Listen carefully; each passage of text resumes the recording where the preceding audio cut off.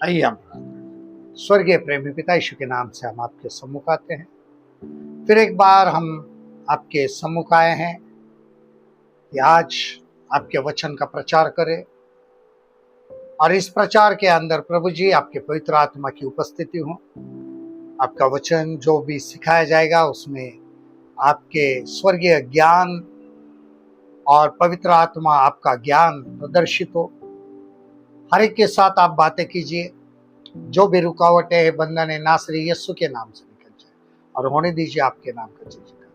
आज का ये दिन और ये समय देखने वाले जो सुनेंगे देखेंगे, हर एक को मैं आपके हाथ में समर्पित करता हूँ।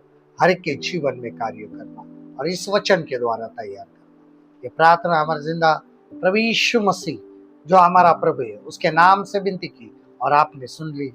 पिता परमेश्वर इसके लिए आमीन।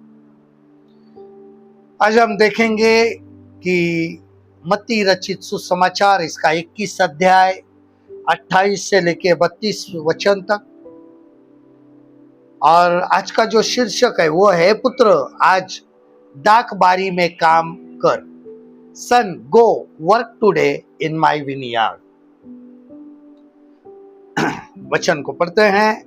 मत्ती 21 अध्याय 28 से 32। दो पुत्रों का दृष्टांत। तुम क्या सोचते हो? किसी मनुष्य के दो पुत्र थे। उसने पहले के पास जाकर कहा, हे पुत्र आज दाख की बारी में काम कर। उसने उत्तर दिया, मैं नहीं जाऊंगा, परंतु बाद में पछता कर गया। फिर पिता ने दूसरे के पास जाकर ऐसी ही कहा। उसने उत्तर दिया, जी हाँ जाता हूं, परंतु नहीं गया। इन दोनों में से किसने पिता की इच्छा पूरी की? उन्होंने कहा, पहले ने। यीशु ने उनसे कहा, मैं तुमसे सच कहता हूं कि महसूल लेने वाले और वेश्याएं तुमसे पहले परमेश्वर के राज्य में प्रवेश करते हैं, क्योंकि यूहन्ना धर्म का मार्ग दर्शाते हुए तुम्हारे पास आया, तुमने उसका विश्वास न किया, पर महसूल लेने वाले और वेश्याओं ने उसका विश्वास किया, और तुम यह देखकर बाद में भी न पछताए कि उसका विश्वास कर ले। और ये जो कहानी है कि प्रत्येक विश्वासी को आज काम पर जाना है और परमेश्वर की स्थानीय कलीसिया को बनाने के लिए हर एक विश्वासी। और एक आज चुनौती है कि कौन सा गुट प्रभु यीशु के साथ होता है। दो भाग है, दो बेटे यानी दो गुट बताए। एक है हाँ और नहीं जाता, दूसरा नहीं लेकिन जाता है। फरीसियों ने कहा जाते हैं लेकिन गए नहीं। ध्यान देखना, फरीसी ये लोग कि हम प्रभु के लोग हैं, हम काम करेंगे, लेकिन काम करते नहीं है। लेकिन दूसरा वेश्या और महसूल करने वाले कहा नहीं, परंतु क्या हुए? चले गए। ये जो आज का संदेश है बहुत महत्वपूर्ण है। दो व्यक्तियों के बीच में, एक हाँ और एक नहीं। पहले तो फरीसियों यानी जो आत्मिक गुरु वगैरह जो भी बताए जाते हैं, शास्त्री फरीसी विश्वासी अपने आप को मसीह कहलाने वाले, जब प्रभु बुलाता है तो वो हाँ कहते हैं लेकिन जाते नहीं। लेकिन दूसरे जो है पापी, जो कभी अपने आप को धर्मी नहीं समझते, अगर उनको बोला जाओ तो हालांकि उनको परमेश्वर का काम करना अच्छा नहीं लगता है, वो नहीं कहते, लेकिन बाद में पछताते और चले जाते और काम करते। ऐसे ही दो है कि फिर पुत्र कौन है, किसको पुत्र कहा गया है कि जो सही में जाएगा? तो देखिए रोमियो की पत्री इसका 8 अध्याय 16 और 17 पर, रोमन चैप्टर 8 वर्स 16 एंड 17। आत्मा आप ही हमारी आत्मा के साथ गवाही देता है कि हम परमेश्वर की संतान है, और यदि संतान है तो वारिस भी, वरन परमेश्वर के वारिस और मसीह के संगी वारिस है, कि जब हम उसके साथ दुख उठाए तो उसके साथ महिमा भी पाए। तो ये जो पुत्र है जो उसके साथ महिमा पाते, जो दुख उठाते, लेकिन जब वो काम करने के लिए बुलाता है तो आज हमारा जो ध्यान देना है इस वचन के पास, बहुत जरूरी जो बातें बताने जा रहा हूं मैं। Number 1, it does not say experience son go work in vineyard. उसने अनुभवी पुत्र से नहीं कहा जा और मेरे दागबारी में काम कर। बच्चे थे, बच्चे, उनके दागबारी का कोई भी अनुभव नहीं। उसने कहा जा और काम कर। दोनों भी एक जगह पर शास्त्री और फरीसी अपने आप को कहते, लेकिन वो भी अनुभवी नहीं। परमेश्वर के राज्य में काम करने के लिए यहां पर किसी भी अनुभवियों को नहीं कहा है कि जाओ। उनको लिए कुछ खास नहीं कहा गया है कि क्या करना है। उसने कहा जाओ। पहली बात यह है कि पुत्र का है। अगर पुत्र है तो अनुभव की जरूरत नहीं है। हमें सबसे पहले उसकी संतान बनना है, जो रोमियो में कहता है कि संतान कैसी होती है। अगर हम दुख उठाने के लिए तैयार है तो हम उसकी क्या है? संतान। यहां पर यह नहीं कहा है कि जो अनुभवी एक्सपीरियंस पर्सन, तुमने कहां पे, कौन से जगह पे काम किया है और जा फिर सुसमाचार। ऐसा कौन सा प्रभु है कि वो बोलता है सुसमाचार का अनुभव है तुम्हें? कमाल है नहीं? जाओ दागबारी में काम कर, लेकिन क्या तुम्हें सुसमाचार का अनुभव है? अनुभव नहीं होता है किसी को भी। उसका पुत्र जो होता है वो महत्वपूर्ण होता है।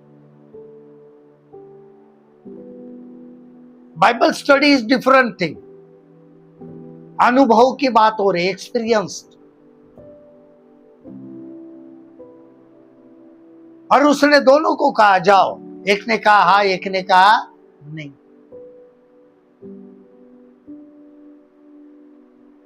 दोनों भी अनुभवी नहीं है।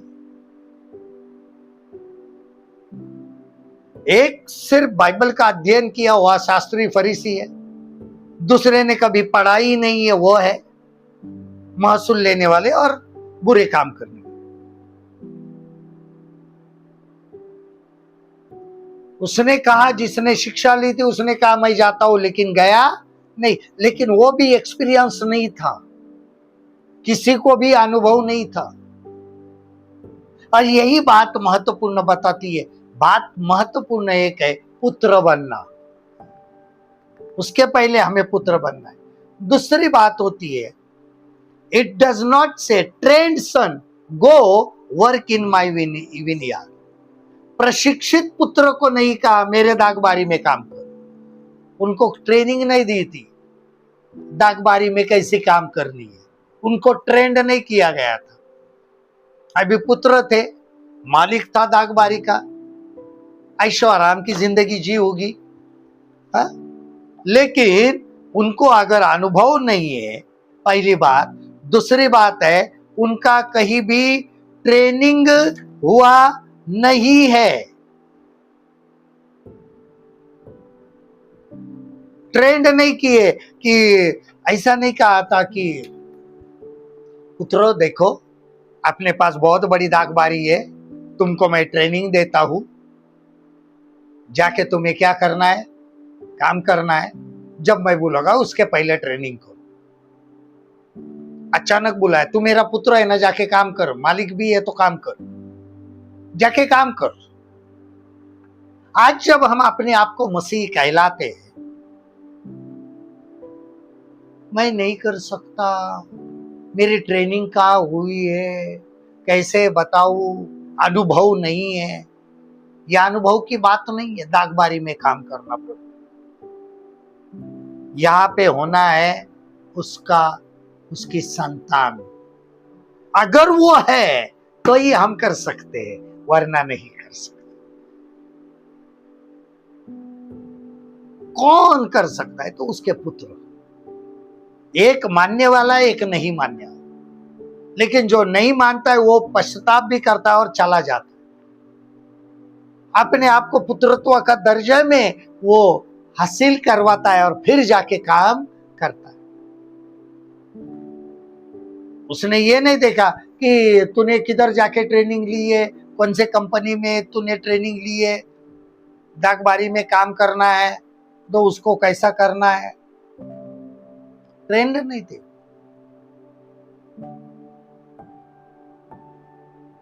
इसके लिए आज प्रभु के मन में अगर किसी के भी लिए आए, अगर वो हम आत्मा हमें गवाही देता है कि हम पुत्र है, देखना 16 वचन रोमियो 8:16,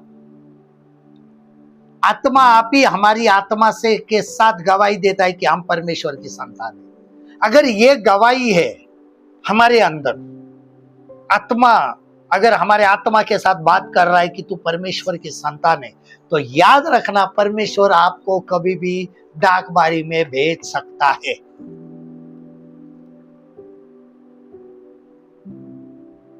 तो हमें जाना पड़ेगा। और यही कारण होता है कि वहां पे प्रशिक्षण नहीं होता, वो देखता है।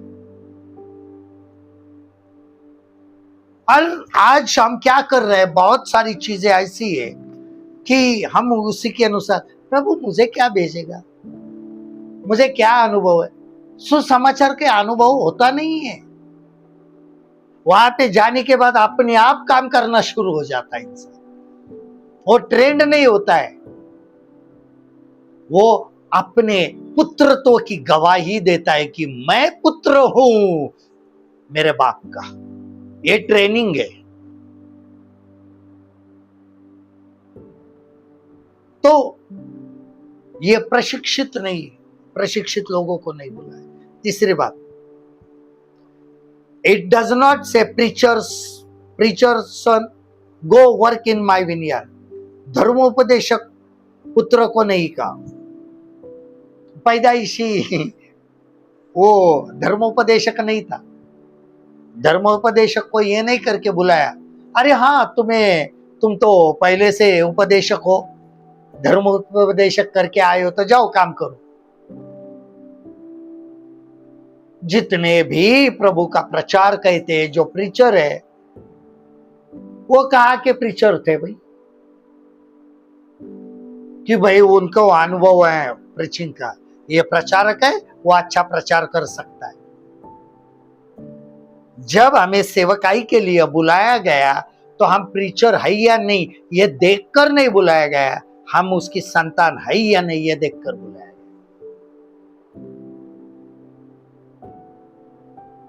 वो महत्वपूर्ण बात है। हाँ चलो ये अच्छी बात करता है तो ये मेरी प्रीचिंग अच्छा करेगा, ये नहीं देखा है। मोशे को कहा था, मोशे ने कहा देख मैं जबान का बहुत हटीला हूं, मैं तोतला हूं। उसने कहा वो तेरा भाई है ना, वो अच्छा बात करता है, मैंने उसको नहीं तुझे बोला है, जा वो तेरा मुंह बनेगा।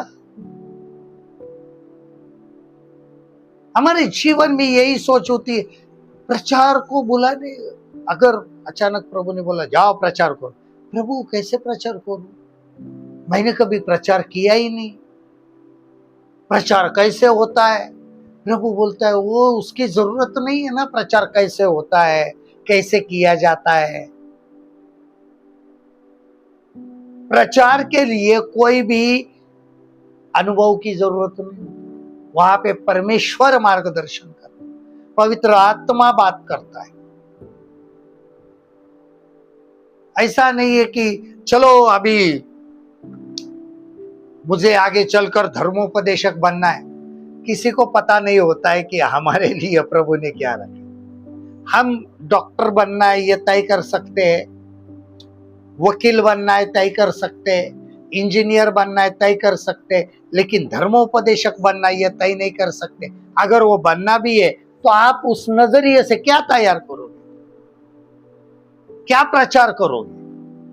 हो सके तो आप बाइबल स्कूल जा सकते हैं, बाइबल कॉलेज जाते हैं, लेकिन प्रचारक बनोगे, प्रचारक की तैयारी क्या करते हो। कौन से प्रचारक ने प्रचार की पहले से ही तैयारी की, हाँ मुझे प्रचारक करके बुलाया जाना है तो मैं प्रचार की बचपन से ही तैयारी करूं। प्रचार कैसे करना है, मैं ऐसा बोलूंगा वैसा बोलूंगा। जितने भी प्रचारक है उनको पूछो, भाई बचपन में प्रचारक होने के लिए अगर तुमने तय किया था तो प्रैक्टिस क्या की? जवाब सुनो। धर्मोपदेशक कहीं भी ऐसा नहीं बनता है, प्रभु बनाता है। यही खासियत है। वो एक तो ट्रेंड प्रशिक्षित नहीं बुलाता है, या तो वो अनुभवी नहीं बुलाता है, या तो वो पहले से धर्मोपदेशक है इसके लिए। ऐसा कैसा हो सकता है क्या? तुम पहले से पास्टर हो तो चलो भाई तुम धर्मोपदेशक करो, है क्या? कोई है क्या? एक परिवार में लोग जब जन्म लेते, भले ही उनके घर में अगर पास्टर है तो उनका बेटा पास्टर ही पैदा हो ऐसा नहीं होता है। वो धर्मोपदेशक नहीं होता है। ये होता है कि वो परमेश्वर का पुत्र है या नहीं, इसके ऊपर निर्भर होता है, उसकी संतान। उसने वो देखा ये मेरा पुत्र है ना, तो अधिकार से बोल दिया जा काम कर।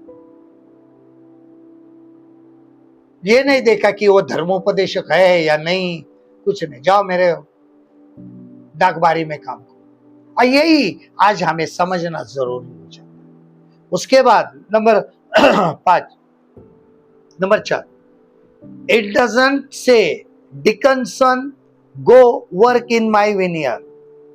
उपयाजक पुत्र को नहीं कहा, यानी पासबान के असिस्टेंट जो होते हैं, डिकन्स जिसको कहते हैं, उपयाजक, उनको नहीं कहा कि जाओ अभी तुम डिकन हो, अभी जाके क्या करो, काम करो। नहीं, वो डिकन भी परमेश्वर की संतान थे, इसके लिए चुने गए थे।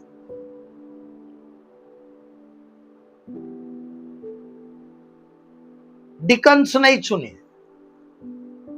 आज अगर कलीसिया में जो लोग होते हैं उनको अगर कहा जाता है जाओ काम करो, ये नहीं कहना है कि मैं तो उस ये हूं, मैं तो वो हूं, मैं ट्रेंड नहीं हूं। प्रभु जब आपको कह रहा है जाके काम करो तो काम करो। आपको प्रभु ने आपके ट्रेंड है या नहीं, प्रशिक्षित है या नहीं, ये देखकर नहीं बुलाया। आपका अनुभव है या नहीं, ये देखकर नहीं बुलाया। आप पहले से धर्मोपदेशक है या नहीं, ये देखकर नहीं बुलाया। आप उपयाजक है, डिकन है या नहीं, ये देखकर नहीं बुलाया। आपने कहा पुत्र, उन्होंने कहा है पुत्र, परमेश्वर ने कहा पुत्र जा। उसने डिग्री देखकर नहीं बुलाया है, क्वालिफिकेशन देखकर नहीं बुलाया है। आपको आपके आत्मा में, आत्मा के द्वारा यह हुआ है कि मैं परमेश्वर की संतान हूं, तब उसने बुलाया कि जाओ काम करो।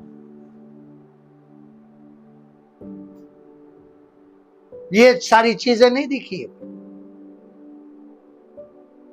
आप कैसे खड़े रहते हैं, आपको खड़े रहने का अनुभव है या नहीं प्रचार करते वक्त, ये देखकर नहीं बुलाया। चलो बाबा अभी तक तुमने अभी डिकन का काम किया, अभी जाके काम करो, इसे ये देखकर नहीं बुलाया। आपने इन लोगों को असिस्ट किया, अभी तुम चलो चलो काम नहीं। मेरी संतान हो, मेरे लोग, और मेरे लोग है तो मेरा अधिकार है तुम पर कि जाके काम करो। मेरे खेत डाकबारी में जाके, इस अधिकार से कहा है कि जाओ और काम करो। दोनों पर भी अधिकार है, लेकिन एक कहा जाता हूं गया नहीं, लेकिन एक ने कहा नहीं जाता हूं फिर भी गया। सब पे अधिकार है। जब प्रभु चुनता है, हर एक को देखो, जब चुना है तो आपके पास क्या टैलेंट है वो देखकर नहीं चुना है। आप उसकी संतान हो या नहीं, और संतान बनने के लायक भी है या नहीं, ये देखकर आपको बोला है जाके काम।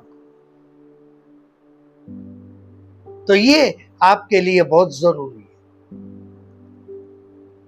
उसके बाद number 5, it doesn't say talented son go work in my vineyard. प्रतिभावान, प्रतिभा संपन्न, बुद्धिमान पुत्र को नहीं कहा, है ना। देखिए पहला कुरिन्थियों पहला अध्याय इसका 26 से 29, पहला कुरिन्थियों पहला अध्याय 26 से 29। हे भाइयों, अपने बुलाए जाने को तो सोचो कि न शरीर के अनुसार बहुत ज्ञानवान और न बहुत सामर्थी और न बहुत कुलीन बुलाए गए। कुलीन यानी हाई कास्ट वाले, बहुत अच्छे घर के लोग कुलीन बुलाए गए, परंतु परमेश्वर ने जगत के मूर्खों को चुन लिया है कि ज्ञानवानों को लज्जित करे, और परमेश्वर ने जगत के निर्बलों को चुन लिया है कि बलवानों को लज्जित करे, और परमेश्वर ने जगत के नीचों को और तुच्छों को, वरना जो है भी नहीं उनको भी चुन लिया कि उन्हें जो है व्यर्थ ठहराए, ताकि कोई प्राणी परमेश्वर के सामने घमंड न कर पाए। इसके लिए इनको चुना, टैलेंटेड नहीं चुना। जो प्रतिभा संपन्न है, बुद्धिमान है, ताकतवर है, उनको नहीं चुना है पौलुस को। जो मूर्ख है, जिनको कोई वैल्यू नहीं है, उनको ही चुना है। हम जब घर में देखते हैं ना कि हमेशा दो लोग, एक बुद्धिमान होता है, बेटा हो बेटी हो, और एक पढ़ाई में कम होता है, तो जो बुद्धिमान होता है उसके लिए हमेशा डॉक्टर बनेगा, इंजीनियर बनेगा, यह बनेगा, त्यो बनेगा, सब अच्छा। ये क्या बनेगा? ये नहीं, बुद्धि से कम है। कभी कभी हम बोलते हैं ये प्रभु का दास बनेगा। प्रभु बोलता है ठीक है, मेरे लिए ऐसे मूर्ख चाहिए कि उस व्यक्ति के सामने मैं बुद्धिमान की, ज्ञानवान का ज्ञान जो है वो नष्ट कर सकूं।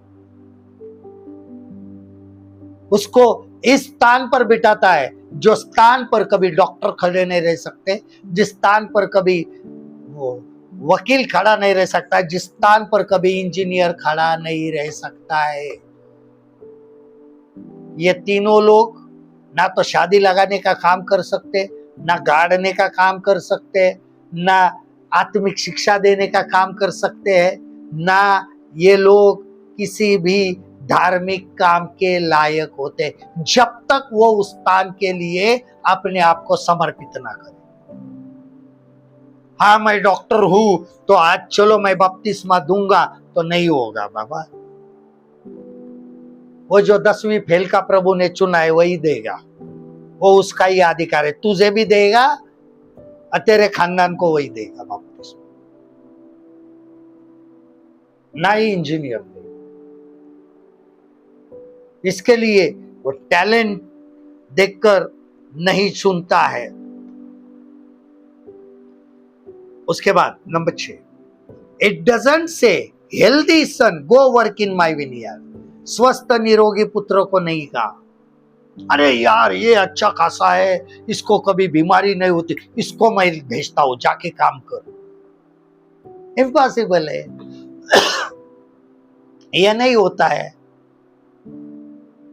उसने किसको चुना है? ठीक है ये बीमार रहता है हमेशा, चलो इसको इस्तेमाल करूं मैं। या तो कमजोर है, दुबला पतला है,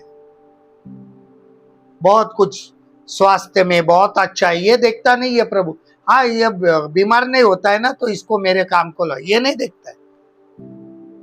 अंधे भी काम करते हैं, अंधे बर्तन मैंने सुसमाचार सुना। लंगड़ा भिखारी उठकर परमेश्वर की महिमा करने लगा।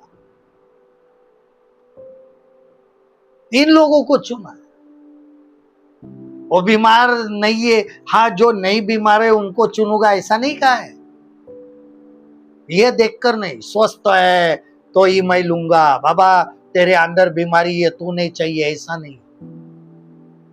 बीमारी रखकर अपने शरीर में तू मेरी सेवा कर रहे, बीमार तो होने दो, मेरी महिमा। और आखिरी है इट डज नॉट से young son go work in my vineyard, जवान पुत्रों को नहीं कहा, इट जस्ट से सन, सिर का पुत्र। जवान है तो मैं चुनूंगा, अच्छी बात है, जवान है तो सेवक है, लेकिन वो जवान नहीं देखता है, कुछ नहीं, उसके मन में आया ना ये मेरा पुत्र है। यहाँ पे जो बड़ी बात है वो महत्वपूर्ण है मेरे पुत्र, वो है कि वो देखकर वो चुनता है।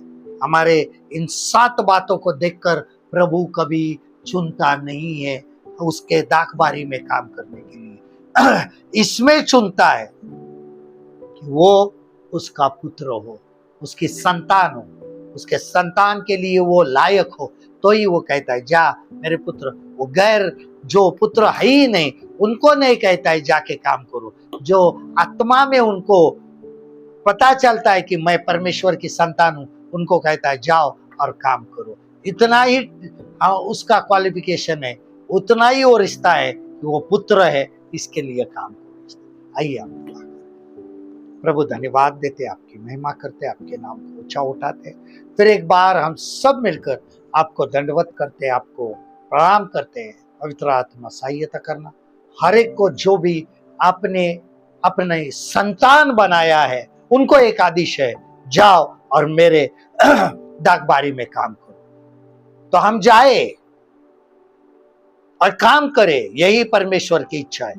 हमारे पास क्या टैलेंट है उसके प्रभु से कुछ नहीं, लेकिन प्रभु चाहते हैं कि जाओ और काम करो। आज आपके लिए ये वचन है, उठो और काम करो, उठो और काम करो, हर एक परमेश्वर के दाखबारी के लिए काम करो, ताकि अगर आपको पता है, आपके मन में हो रहा है, आपके आत्मा में हो रहा है कि आप परमेश्वर की संतान है, तो राह मत देखो, उठो और काम करो। प्रभु की महिमा जो भी हो, आपकी महिमा। प्रभु आप सभी को आशीषित करे और पवित्र आत्मा का मार्गदर्शन पाए। यीशु के नाम में यह प्रार्थना की और आपने सुन ली खुदा पाक। आमीन।